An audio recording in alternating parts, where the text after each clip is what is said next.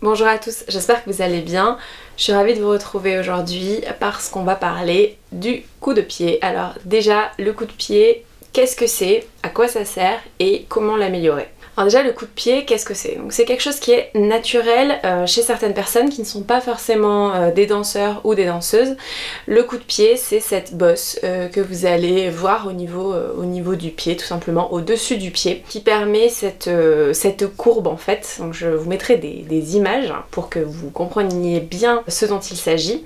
Donc le coup de pied est naturel chez certaines personnes. Certaines personnes comme moi n'ont pas de coup de pied naturel. Alors attention, je tiens à préciser qu'il ne faut pas confondre un pied cambré. Donc là ça va être au niveau de la plante du pied que vous allez avoir cette courbe, cette arche. Donc ne pas confondre les pieds cambrés avec le coup de pied. C'est deux choses différentes. On peut avoir les deux. Et on peut avoir l'un ou l'autre. On peut rien avoir du tout, on peut avoir des pieds complètement plats et sans coup de pied.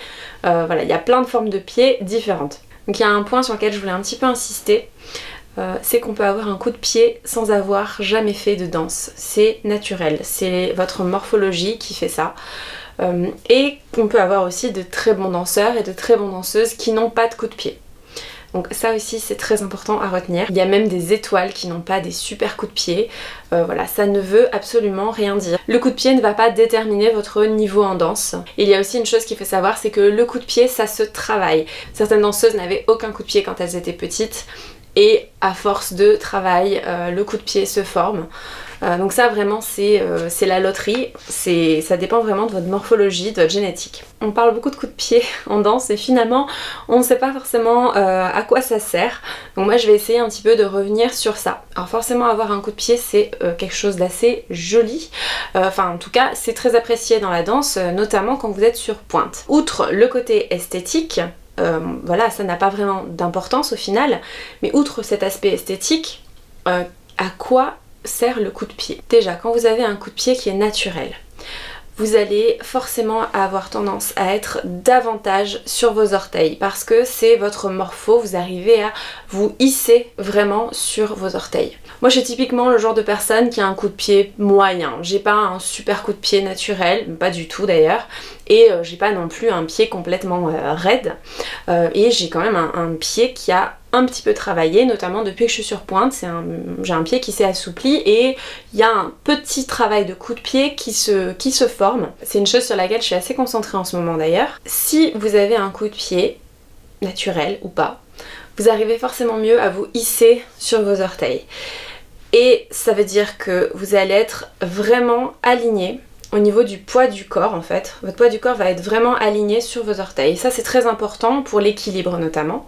Parce que si vous n'êtes pas vraiment sur votre coup de pied, enfin si vous n'êtes pas vraiment sur vos orteils, si vous n'avez pas un super coup de pied, votre poids va forcément être un petit peu réparti sur la plante du pied.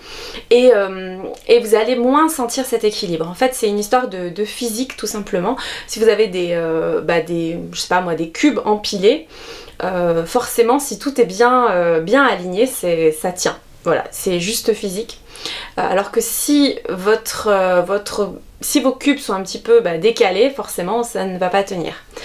Il y a d'autres choses qui favorisent l'équilibre. L'équilibre ne dépend pas que du coup de pied et du fait de se hisser sur ses orteils. Il n'y a pas que ça, mais c'est quand même quelque chose de très important. Donc voilà, ça permet également de mieux se relever et de mieux se hisser. Donc le fait d'avoir ce coup de pied et de bien le travailler, de bien le positionner quand vous relevez, forcément ça va favoriser cette stabilité, cette équilibre. Donc quelqu'un qui a un coup de pied naturel ou un coup de pied qu'il a travaillé depuis des années va forcément mieux monter sur ses orteils et forcément être plus stable, plus en équilibre. Alors quelqu'un qui a un bon coup de pied naturel ou un bon coup de pied qu'il a travaillé va forcément mieux monter sur ses orteils et mieux se hisser, mieux se relever. Et notamment ça va faciliter le fait de mieux monter sur la boîte quand on est en pointe. Ça je vous avoue que c'est un petit peu mon gros challenge en ce moment. Je fais une fixette dessus parce que voilà, j'ai entendu des remarques et voilà, ça m'a complexé énormément et je veux vraiment travailler mon coup de pied à fond pour être parfaitement sur la boîte. Parce que quand je monte en pointe, je suis naturellement, facilement sur ma boîte sans forcément faire trop d'efforts. Mais par contre, dès que je commence à faire des choses un petit peu plus techniques, à bouger, danser, voire voilà, surtout quand je fais des piqués en fait, les piqués en pointe, surtout avec le fait de décaler son corps, de déplacer son corps et de se relever directement sur la pointe, sur une seule jambe. Voilà, si je suis un petit peu fatiguée, c'est quelque chose que je vais avoir du mal à faire parce que je ne suis pas parfaitement sur ma boîte, et ça c'est tout simplement parce que mon pied est encore un petit peu raide et il manque encore un petit peu de coup de pied. Alors il y a quand même des petits inconvénients à avoir un coup de pied, c'est que d'après ce que j'ai compris, parce que comme j'ai pas un super coup de pied, moi j'ai d'autres qualités, mais voilà, en fait on a toujours ça à essayer de retenir, c'est que selon votre morphologie vous avez toujours des avantages et des inconvénients. Vous ne pouvez pas avoir tout parfait et que des avantages, c'est pas possible. En danse, le corps ne fonctionne pas comme ça. Sachez que les pieds qui ont naturellement un coup de pied vont avoir tendance à manquer de force sur certains aspects. L'inconvénient, il faut vraiment renforcer les pieds qui ont un coup de pied parce que justement votre pied est quelque part très souple, donc il faut le renforcer. En fait, qui dit souplesse dit manque de force. Alors voilà, ce sont des choses qui se travaillent, on peut avoir les deux, mais ce sont des choses qui se travaillent, ce ne sont pas... Souvent, en tout cas, ce ne sont pas des choses qui sont naturelles, d'avoir à la fois beaucoup de force et beaucoup de souplesse. Donc selon sa morphologie, on a chacun des choses très différentes à travailler. Un très bon coup de pied, ça va faciliter des choses et puis voilà, ça va donner ce côté très esthétique, notamment quand vous êtes sur pointe. C'est quelque chose de très joli à regarder. Alors attention toutefois, moi je trouve que trop de coups de pied, c'est mauvais et c'est même dangereux en fait. Notamment, vous pouvez le voir sur Instagram, ça. On voit énormément de photos sur Instagram qui circulent, surtout en ce moment j'ai l'impression, avec des coups de pied mais vraiment exagérés, surtravaillés. Et en fait, au bout d'un moment, c'est bien d'être sur sa boîte quand on est en pointe. Mais au bout d'un moment, quand on dépasse complètement la boîte et qu'on va complètement vers l'avant, ça peut être super dangereux. Donc c'est bien d'avoir un coup de pied, c'est bien de travailler son coup de pied quand on n'en a pas beaucoup. Mais c'est comme tout, je pense qu'il ne faut pas exagérer, ni dans un sens ni dans un autre d'ailleurs. Il y a une autre chose sur laquelle je voulais insister aussi, c'est que un joli coup de pied ne sert à rien si vous n'avez pas un joli travail de bas de jambe. Ça, j'en ai discuté avec la directrice de la boutique Grishko à Paris. Voilà, je lui demandais un petit peu des conseils et voilà, elle me disait notamment que c'est pas parce qu'on n'a pas un super coup de pied qu'on ne peut pas être un très bon danseur ou une très bonne danseuse. Tant qu'on a un bon travail de bas de jambe, on peut faire des choses très jolies, même si on n'a pas le super coup de pied. Voilà. Il y a une chose qui est très importante dans la danse, c'est la coordination des mouvements. Un bon danseur n'est pas forcément celui qui va être le plus souple, celui qui va avoir le meilleur coup de pied. Alors, finalement, ce sont des choses qui sont assez accessoires. Un bon danseur, c'est quelqu'un qui va être coordonné, qui va avoir un travail agile, notamment au niveau du bas de jambe. Donc maintenant, comme je vous ai dit, pourquoi améliorer son coup de pied? Alors déjà, il y a cet aspect esthétique. Si votre coup de pied ne vous convient pas, vous pouvez rechercher le travail du coup de pied pour un côté simplement esthétique. Bon, il y a d'autres avantages, hein, j'en ai déjà parlé, c'est le fait de mieux se relever, le fait d'être davantage sur ses orteils, et donc voilà, de gagner en stabilité, en équilibre. Donc maintenant, comment l'améliorer? Alors déjà avec un TheraBand, donc les TheraBand, vous savez, c'est ces bandes plastiques là, ces bandes élastiques. Vous en trouvez à Decathlon qui s'appelle pas forcément TheraBand, mais peu importe. Vous pouvez travailler la souplesse de votre pied, notamment vous pouvez travailler la force aussi de vos orteils grâce à ça. Donc tout ça va vous aider à renforcer votre pied et à développer la souplesse en même temps, et à développer votre coup de pied. Ensuite, vous pouvez faire des séries de relevés. Vous pouvez faire des séries de relevés en 6e, vous pouvez faire des séries de relevés en première, en seconde, etc. Vous pouvez faire la même chose sur les pointes, ça va vous aider. Ça va vous aider à vraiment vous hisser. Pensez également à tendre vos genoux et à essayer de pousser votre pied vers les orteils.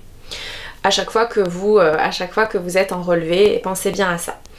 Vous pouvez aussi écraser vos orteils. Ça, je pense que c'est... Enfin, moi, c'est quelque chose que j'adore faire. Voilà, ça assouplit un petit peu, ça aide de temps en temps.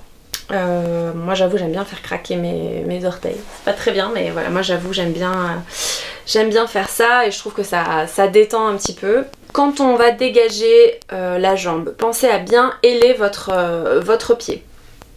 Déjà c'est très joli et c'est plus technique aussi, il y a quelque chose dans la technique qui se passe quand vous hélez votre pied. Donc voilà, et bien sûr quand on travaille en pointe, forcément ça aide, ça favorise le travail du coup de pied. Enfin, c'est primordial en fait. Et je pense sincèrement qu'on ne peut pas être en pointe tant qu'on n'a pas, on va dire, un coup de pied minimum ou en tout cas une capacité à se mettre sur ses orteils, une capacité assez forte pour se mettre sur ses orteils.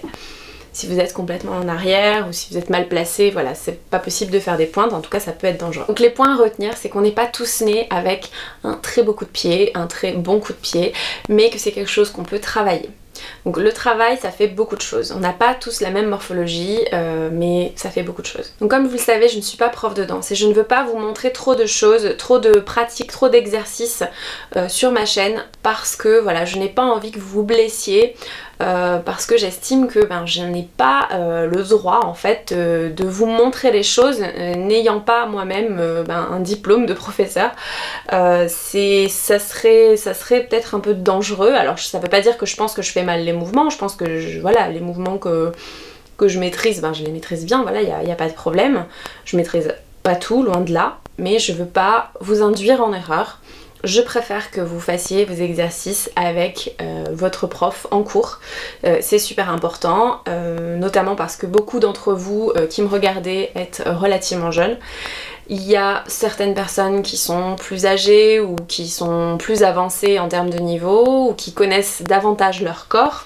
Donc ces personnes-là peuvent travailler plus facilement chez elles, sans prof. Voilà, moi ça m'arrive de travailler un petit peu sans être en cours parce que j'estime que j'ai un niveau correct et que surtout je connais bien mon corps. Pensez toujours à vous échauffer aussi avant de travailler chez vous.